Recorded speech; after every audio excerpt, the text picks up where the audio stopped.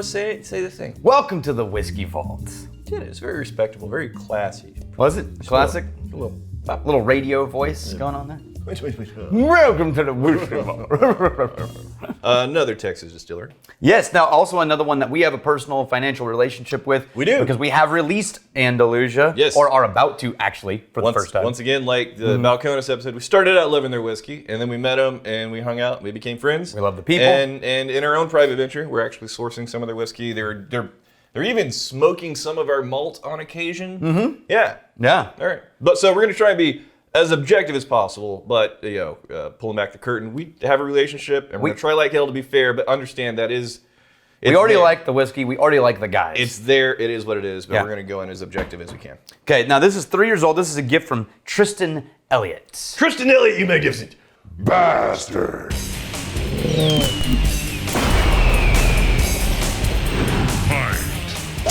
So I'm going to tell you something. Normally I would reserve this, but I'm just going to give you a warning.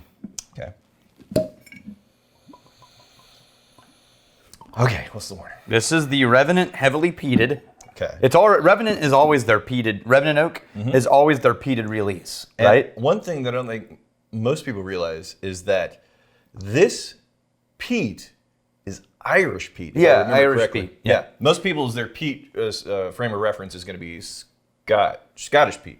This is Irish peat. This is a special edition release that is specifically heavy peat, not just normal, and 131 proof.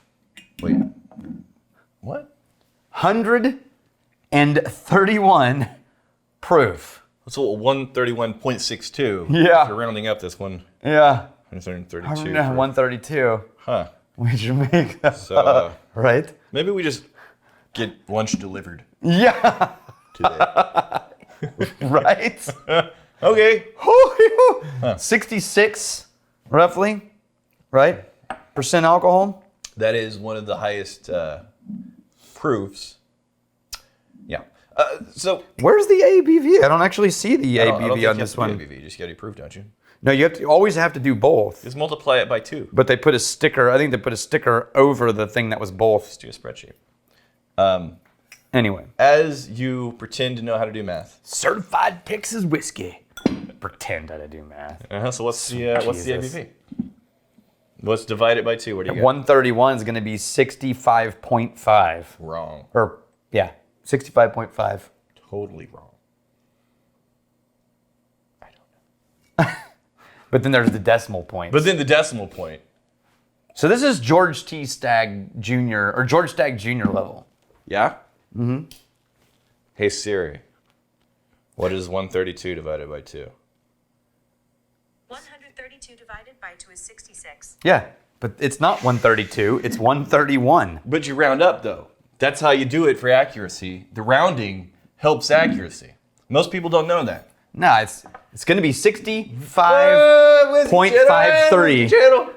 0.53. Whiskey channel. 0.53. Whiskey channel. So what's striking me on the nose so far, we haven't tasted it yet, is how sky high that proof is and how much it isn't attacking the nose. No, it's really not. That high alcohol is holding in all of those dense molecules. It smells like rich and dark. If you had to guess, like I have a number, I'll pretend I'm writing it down. I have a number in my head. If you just put your nose in there and had to guess a proof. 55. Okay, I would have said 52. All right. Yeah. Yeah, it's basically presenting it that much alcohol. Oh, man. And It's coffee grounds. Chocolate coffee grounds. I'm getting more into the savory campfire. Chicory. It's chicory coffee grounds. You ever open up the yellow bin chicory coffee? You think I make my own coffee? I have people for that. They're called Keurig. People. It's a good people at Keurig. I'm going to start saying I have people for that when what I mean is a machine that does something. People like made the machine. microwave. I don't cook my own food. I have people for that. They're called General Electric. The good people at General Electric. they handle that for me.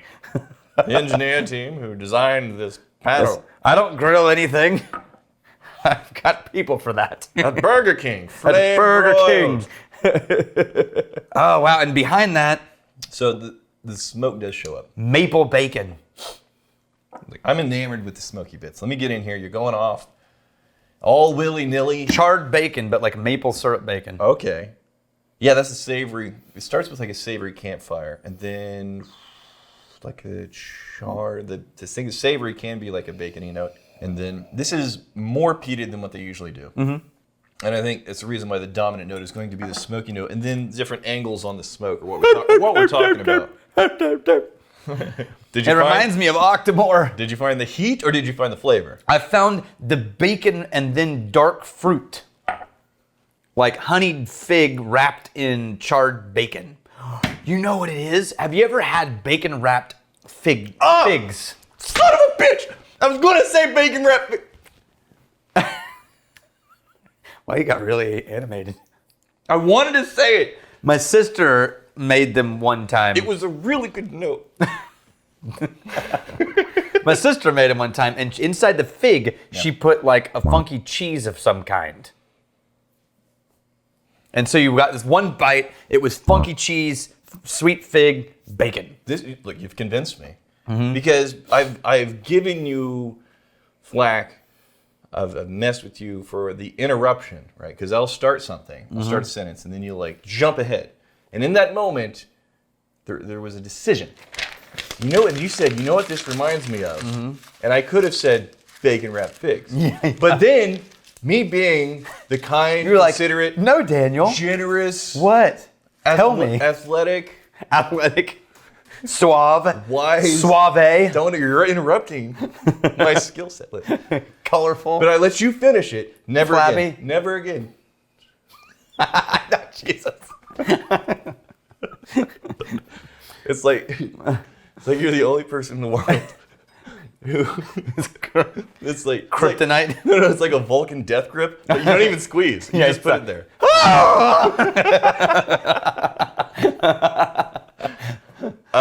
The heat shows up more on the taste, but it still doesn't reach the level that the number would lead you to believe. It's still lingering though. Yeah. It doesn't taste like, on the nose I'm thinking 52, you're thinking 55 ABV. On the taste, I'm thinking, all right, we're tickling 60. But the fact that this is like damn near 67%, it's crazy. Was it 66-ish? 66-ish. Yeah. Or less than 66. I'm going one more without water. I'm adding a little water. I'm adding quite a bit of water, actually. And just a little bit for you. I want to see what happens. First, without agitation, I'm going to see what got pushed to the top. It became even more Octomore, like earth, bacon, and candied notes. Oh, really? I got... Oh! Now take a sip without agitating it. Oh, I did. Look, I gave it a swirl already. I gave it a swirl. It's too late then. I gave it a swirl. I got less smoke, and I just got more rich, desserty, sweet character. Yeah. Almost. Okay, yeah, with a swirl. Yeah. The dark fruits come forward. And there's like maybe like a dark, almost a burnt caramel in there. This is good, but I like the nose better with a little water. Right now, I like the nose better. You like the nose better with a little water. I haven't tasted it yet, though. Oh, okay. All right. I mean, the first sip with all the oils flushed to the top, that was too aggressive. Oh, I like the taste better, too. It's more of a subtle sweetness. No, like a glaze. I like it without. I think the things that make it unique and interesting, all the way that the smoke is presenting, those are the things that really get diluted down with a bit of water. And then all of like the sweet elements, let me put it this way. What most people look for in a whiskey, I think they would like it with a bit of water. Right. But what I appreciate about this whiskey is like this weird, interesting, not Scottish peat, but it still has some common threads of like a savory smokiness. There's some campfire in there. There's like the bacon wrapped fig. Those take a hit if you add a little bit of water. Right. And those are the things I really like. I think it would be interesting. And my God, how do you even get a proof that high? What's the highest thing we've ever been able to get out of a still? Well, it's not distillation, it's aging, because this has to go into a barrel under, just like everybody else, So under 125. Right. So explain to the people how you get the proof to go up. Why is that even a thing? Well, in Texas, when you age, anywhere in the world when you age, depending on climate and humidity, one of two things evaporates first. In specific climates, alcohol tends to evaporate first and proof drops over time. like Scotland. Right. And you have to keep an eye on barrels. Yeah. In hotter climates, water tends to evaporate first, and the barrel proof goes up. So in Texas, the water is evaporating, and this went from, who knows what their barrel proof entry is? I don't actually know. Yeah. But it's got to be under 125, right? And so it jumped from 125 to 131 over at least 3 years. Phil H, does Rex not become a somm because he's too lazy? Or is he still trying to work on his marketing career? With quotes. Why is it that I'm not becoming a somm because I'm lazy? Why don't you become a mooch? No. I don't want to. See? Exactly. I want to be a contributing member of society. Exactly. You understand nothing about mooching. You understand the value that we bring. You're like the judo of community value. We'll use your strengths against you.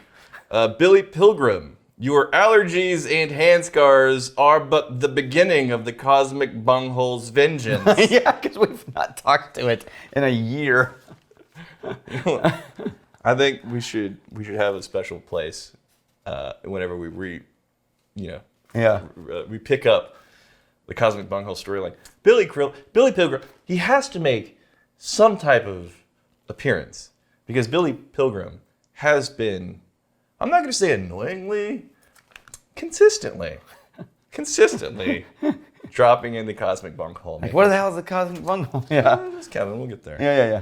And then we got, because we did. Yeah, from yesterday. We had the Keith KC8TCQ.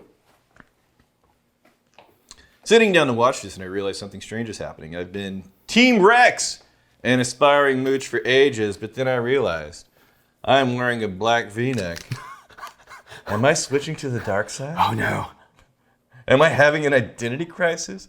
There is only one cure. More whiskey. Look. I keep waiting for, like, that would be a hilarious storyline where it's like the more people watch, and if they watch one of us more than the other, like just from eye time, you know, that all of a sudden one day they look down and they're like, oh no, they're wearing a black V-neck. Next day it's jeans. They got a beard. Like, then their beard shows up and they're like, what's happening to me? I do want to do the thing where, like, one day I'm wearing your V-neck, I'm standing there, and you're wearing. I think that's our April Fool's episode. But what about the whiskey dungeon? Nope. And your exposure therapy? Nope. Chris Bryan, Mayday, Mayday, Mayday. My wife and her best friend decided to reorganize our kitchen cabinets today. And they found my whiskey collection. All of it. I'm in trouble, boys. Send help. Prayers needed. Chris Bryan, you okay? I just wanted to see what I'm blowing after drinking the Balcones and Andalusia back to Chris back. Bryan, thoughts and prayers, buddy. Yeah, right. Thoughts and prayers. He posted photos next to that of, like, all of his whiskey out on the countertops. And he's like, oh no, they found everything. That's inaccurate. I was laughing. What, 0? It came out 0. There's no way. I could do it. There's no way it's 0. So you don't have the lung capacity of because you're old, is what I'm saying. No, I was laughing, and so No, but you're old, though. How do you do it? Take a deep breath when it beeps the first time, blow into it until it stops beeping. Okay.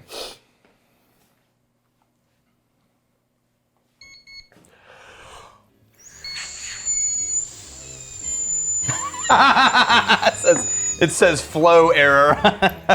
Here's to fighting, stealing, and drinking. If you find me, a fight for a friend. If you steal me, you steal your liver's heart. And if you drink, may you drink with us.